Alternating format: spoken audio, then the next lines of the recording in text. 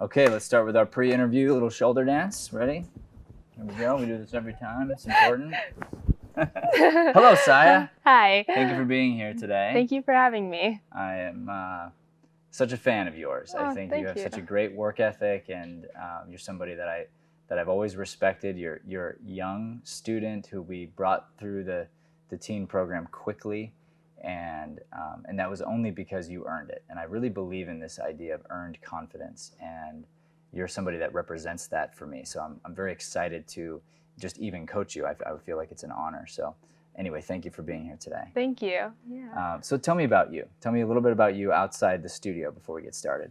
Okay, well, some hobbies I like to do is I like to sing, and I like to dance. I like doing a lot of expressive arts. We've seen a bit of that in masterclass. Yeah.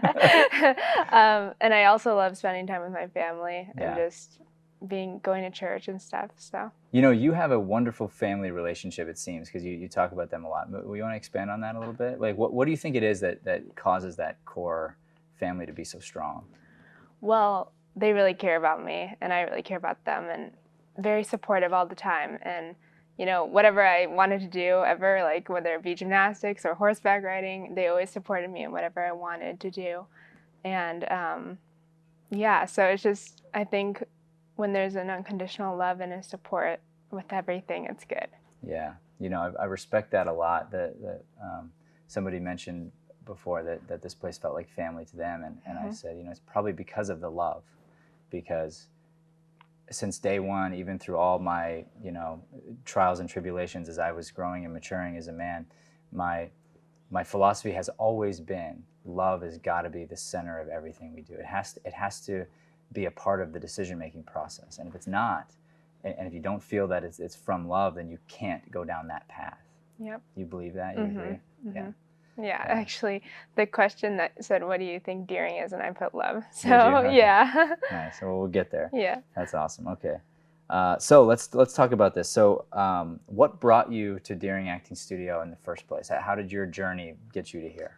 So I was looking for a new thing to do because I was bored with everything else. And my mom said, why don't you try acting? And I didn't really think I could do that for some reason. I just didn't think that, acting I associated with being famous and celebrities, actors and all that. And I didn't think that was an option. But she's like, where do you think they came from? They didn't just pop out famous, Yeah. And my goal wasn't to be famous anyway, but when I thought of acting, I thought of famous actors and movies and stuff. So anyway, we looked into it and we found you guys, and it just seemed like it was the most put together and the most family oriented and safe area. So we came here, and this is the only studio I've been to, and I just completely fell in love. So. Well, we fell in love back.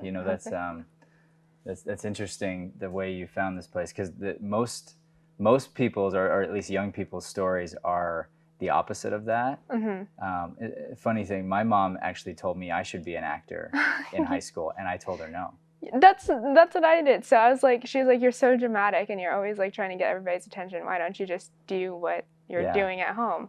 And I just didn't want to for some reason. Well, me too. And I was just scared. Yeah. So when I go back all the way to the truth of it, I was scared. And so I didn't do it for probably 6-7 years after my mom recommended it. Mm-hmm. But she told me, she said, Matt, you're going to be either an actor or a lawyer, because you need to be. That's so weird. My parents say that too. Same lawyer. Thing, right? Yeah. That's interesting.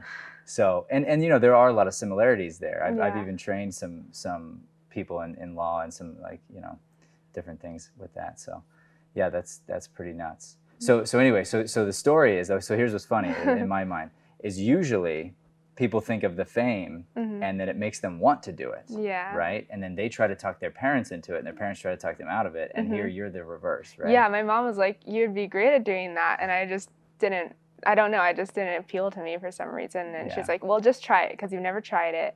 And I was like, okay, fine. And then I came here and I loved it. Yeah. So. What was your first experience here? Was it the camp?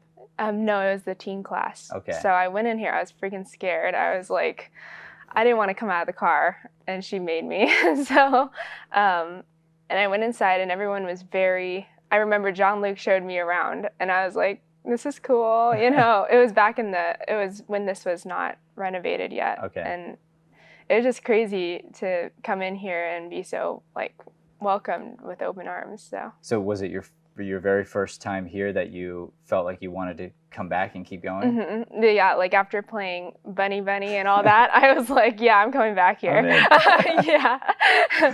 That's cool. So you went from that to now you're all the way in the master class. That's cool. We'll talk about that later. That's amazing. Mm-hmm. All right. So so you have a just an interesting well, I guess just unique because you're homeschooled, right? Mm-hmm. And so the one thing I've noticed about a lot of homeschool kids is that something that's different is that they seem to have a different approach to adults, mm-hmm. because they don't associate like an automatic I have to just do what you tell me to do kind of thing. There's a respectful questioning that mm-hmm. happens, and I see that in you. And I saw that from you right away, so that I think that's a really wonderful thing. But I guess this leads me to my question is, because usually I ask kids, how's this affecting them in school? Mm-hmm. So for you, how has the studio impacted your life outside here? So I've always been very strong-willed, and I still am. And like, I would have a hard time putting myself in someone's shoes if I just wanted to be right all the time. And then this place has really helped me like put myself in their character, almost like put myself in their shoes better and like see where they're coming from more instead of just wanting to be right all the time. Yeah. So, and even if I'm not trying to be right, just trying to understand why they're acting that way and then empathizing with them that way. So I love that. What I like to say is I try to love people right where they are, mm-hmm. you know, because you can't change somebody else, right? They have to change themselves. But you can make a choice how they impact you and how they affect you, right? Mm-hmm. And so if you love someone right where they are, and then you just live a life by example, mm-hmm. my hope is that they get curious. Yeah. And when they get curious, I get a chance to say, oh, you want to know that's so weird, Matt, the Wheaties that I'm eating? Hey, come over here, let me show you. Yeah, and I literally told my mom I want to like lead by example and like show people like just kindness and love. And then hopefully they'll want to see why I'm like that and then want to learn how to be like that themselves. And then hopefully that will have more people like that in the world. Are you getting chills right now? Because I'm getting major chills. Yeah. Like something's happening. Yes, I know. It's like everything you're saying, I like. So there's this line in a play we're doing in masterclass. There's lightning screwed in a jar in here. Mm-hmm. You know, it feels like that right now. So I want to share something with you. This is not on here. It's not a question for mm-hmm. you. I'm just going to tell you something that people don't know. But a part of our vision and where we're going is we want to impact as many human beings as possible and spread this same message of love and kindness. And we're doing it to the best of our ability in the classes on a local stage. Mm-hmm. And we're just now starting to branch out into online classes and affecting people in that way and having a worldwide impact. But beyond that, the next phase of that whole thing is going to be content creation. And so we will be making movies and we will be creating television shows that get people curious, that get people to ask questions. Mm-hmm. And I don't know, I feel like you're going to be a part of it. Oh, cool. I'd love to. I have this, something's happening. Okay. All right, moving on. Enough about me, more about me. Okay, here we go. Okay, so how has Deering Acting Studio impacted your mindset? So it definitely has impacted what I was talking about, like just empathizing with people more and just trying to love them how they are and just hopefully have them come and change, or not even change, just like have them be impacted by me. And just like, I guess I just want to treat people with more love now. So do you mind if I get real with you for a second? Yeah. So and this may or may not make it. I'm just gonna get real with you. So some of the things that I experienced with you in class and some of the truth moments and the mirror moments, and this is something we're gonna work on in the next couple of years, is I think there was an unknowing selfishness lying inside you that you didn't realize was there. And that's a harsh word, because you're not selfish, but you were just so focused that you weren't necessarily putting the attention on somebody else. And there was this moment in masterclass, I remember you were doing a scene with Richard, and you weren't focused on how can I serve, how can I help, because you were nervous and wanted to perform well and all that stuff. And I'm wondering, are you seeing that turn for you, where that's changing a little bit? Yes. Yeah, because now I'm more focused on affecting my scene partner instead of like putting on my own little show over there, you know? Yeah. So I'm glad you're feeling it, because I'm seeing it from the outside. And I always say it's really, it's hard sitting in my seat, because I want to give love always, and most of the time the love is tough love. You know, most of the time, and it's the right thing to say, and I have to be careful, because people aren't always ready for that truth yet. And I knew I struck a chord with you that day, and I was hoping that it was a chord that inspired you and pushed you, and not one that caused you to run away. You know, and there's always that risk, and there's also the risk of just wording it the wrong way or something. You know, I can tell you, in my growth personally, I have found that I'm now committed to making sure that I've been doing whatever I'm going to talk about before I will talk about it. I've been doing it for a long time. So it's like I no longer will ever talk the talk if I haven't been walking the walk for a really, really long time, you know, and then I can come back, because I can not only say what I know to be true, but I can say what I know to be true from experience, right? And so what's cool for you is you're going to now have that.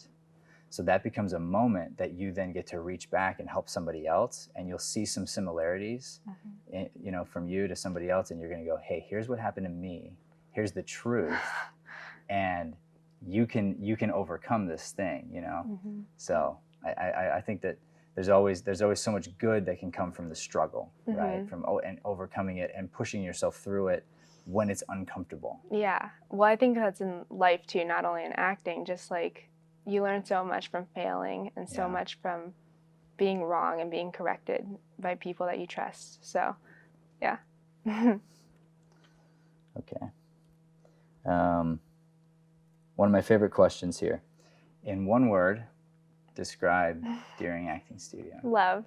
Yeah, because it's, I mean, what you're saying, the tough love. You guys give us tough love, and then you also give us like the warm love. So, like, I know that people that truly love you, they tell you the truth. So that's what I like about this place, is they tell you the truth, or you tell us the truth. Well, yeah, and you know, and I tell everyone else the truth around me, and you know what else I'm going to tell you? The more time we get to spend together, and anyone spends with me, they'll tell you, I demand the truth back. I want it, and the only thing I'll get mad about to anyone is if you knew something about me and you didn't tell me. Like, you should have corrected me if you knew I was being X way. Okay. You know what I mean? So like, I want the truth. I want you to give it to me so that I can refine myself a little bit. You know, I was having one of these truth moments, I remember, in class, and I said something to a girl, and I used a word that I didn't know would be a word that a female might take offense to, you know, like some sort of a chauvinistic type thing. And I was trying to just give love. It might have been something like sweetheart or something, like I was just being kind, but because of her history, she filtered the word a different way, right? And someone who loves me pulled me aside and said, hey, just so you know, if somebody has a history, that particular word can be triggering.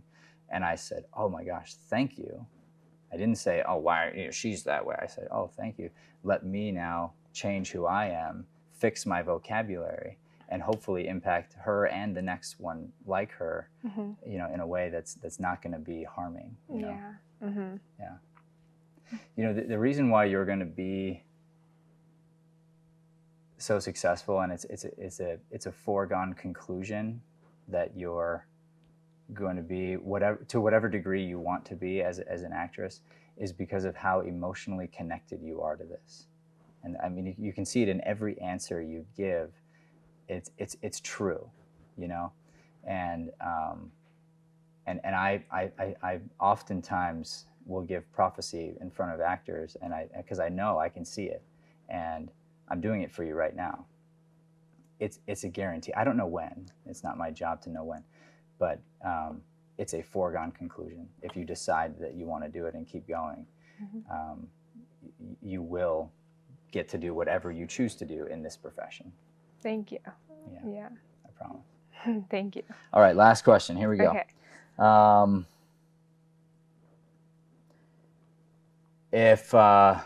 If you had any advice for somebody who is curious about acting in general, or maybe scared or something, I guess like you were, what would be your advice to them if they were thinking about possibly doing this? Well, I would say try it no matter what. If you're scared of it, you should try it. But when you get there, if you don't, because automatically I felt like this, like, whoa, this is what I need to do.